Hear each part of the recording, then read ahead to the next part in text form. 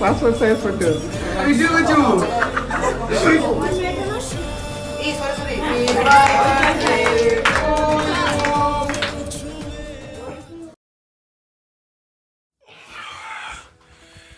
Hey guys শুভ সকাল।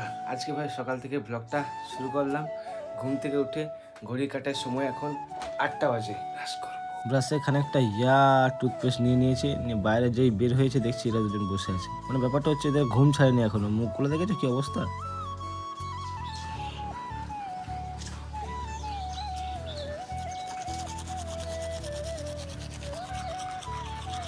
ও ভাই সাহেব, মুখ ভরা ফেনা নিয়ে এসেছি দেখাতে তোমাদেরকে। রোদটা কত সুন্দর দিয়েছে, কি রোদ। ও ভাই সূর্য দেখো কত সুন্দর লাগছে। এক মুখ ফেনা নিয়ে কথা বলতে আসে দেখছি। ঠিক আছে, ব্রাশ করছিল সব করছিলাম, কিন্তু ছাগলটা খাচ্ছেটা কি আমি বুঝতে পারছি না। এটা তো শুধু খালি ডালটা চিবোচ্ছে। দেখো শুকনো ডালটা কেমন চিবোচ্ছে। তোমরা যাই বলো কথাতেই আছে ভাই, ছাগলে করেছে পাগল। থাকলে ছাগলের কাছে হয়ে যাবে তুমিও পাগল। পালিয়ে চলো। ফ্রেশ হয়ে গেলাম পুরো। ব্রাশ দিয়ে দাঁত ঘষে মুখ হাত ধুয়ে নিয়ে এখন ফ্রেশ হয়ে মায়ের কাছে এলাম। মা দেখছে আমাকে বাটি করে দিচ্ছে এক বাটি সুজি। সকাল সকাল সুজি খেয়ে নিলাম এক বাটি। আসলে মা সকাল সকাল আমার জন্য সুজি করে রেখেছিল। আমি তো উঠলাম জিন্দা শুয়োরের মতো 8টার সময়। তারপর একটু খেয়ে দিয়ে একটু আরাম করে বসে আছি, একটু ফেজলামি মারলাম। বসে বসে ওই দূর থেকে দেখছি বোন আসছে আমার, মানে ওর আসার টাইম হয়ে গেছে। এই টাইমটাতেও আসছে, ঠিক আছে। দেখো মজা কাণ্ড ওর। ও এসে পরেই ধান্দা শুরু করে দিল। এই ঘর ওই ঘর ঢুকে ঢুকে দেখছে কে কোথায় রয়েছে এখন। উফ ভাই সাহ। তারপর সকাল সকাল গেলাম একটু বাইরের দিকে মুড়ি আনতে। মা টাকা দিল, মুড়ি আনতে বললো। মানে আমাদের এখানে সামনে মুড়ি মিলতো, তো তার জন্য আমাকে খুচখাচ মুড়ি আনতেই হয়।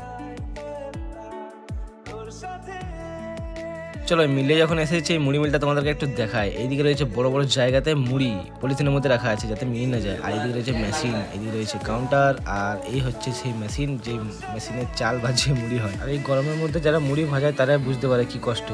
যাই হোক মুড়িটা নিয়ে আমি চলে এলাম বাড়িতে। খেলছিস? মার্বেল খেলছিস? আর তুই কি করছিস? খেলা করছিস? দেখি এরকম করে খেলা করে কেউ? এরকম করে কেউ খেলা করে?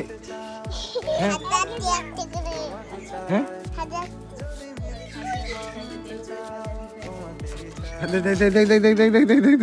দেখো দেখো এরা দুজনাতে আমাদের বাড়িতে এলে কি করে, কি কাণ্ডই না করে। এই দেখো পড়লো। তারপর ভাই কাজ বলতে একটা এডিট করছিলাম, মানে একটা ফটো ফ্রেম করতে হবে, ঠিক আছে। তো ওই ফটোটা এডিট করছিলাম। আর এই ফটোটা বেসিক্যালি হচ্ছে আকাশের দিদির আজকে বার্থডে আছে। টাইটেলের থাম্বনেল দেখে তোমরা বুঝতে পেরে গেছো। কাজটা শেষ করে একটু বাইরে এলাম। বাইরে ভাই মানে ভিতরে যা গরম করছিল না, বাইরে দেখছে আরও বেশি রোদ দিয়েছে। ও পারা যায় না। আর এইদিকে দেখছি সূর্যটা আরও করে আস্তে আস্তে জোর দিচ্ছে। লাইটের কি পাওয়ার ভাই।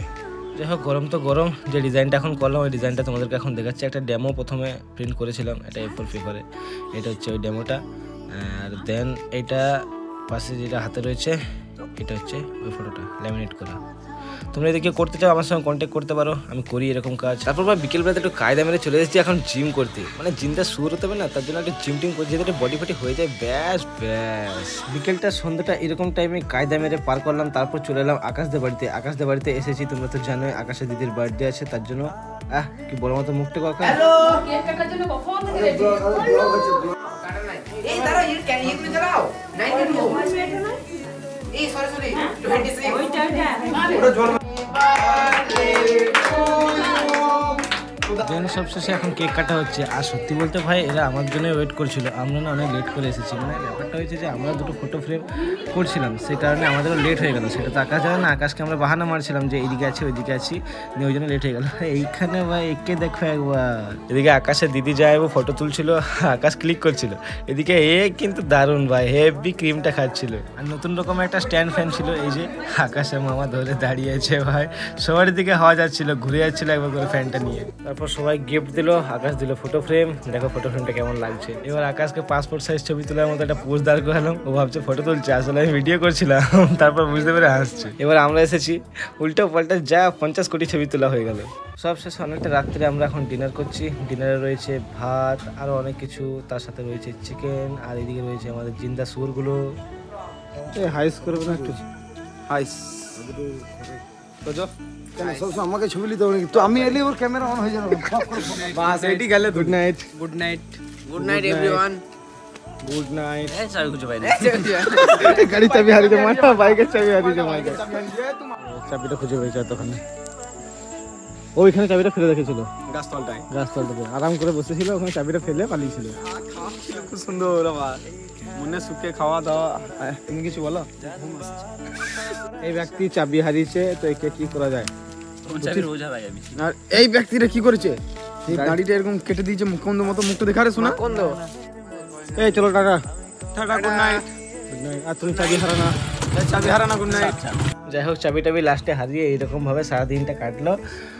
এখন চলো ব্লগটাকে শেষ করছি। আজকে ব্লগটা এই পর্যন্ত। দেখা হবে তোমার সাথে আবার একটা অন্য কোনো ব্লগে। কিছু ছবি রয়েছে, এই ছবিগুলো দেখতে থাকো। ভিডিওটা ভালো লাগে থাকলে একটা লাইক ঠুকে দেবে।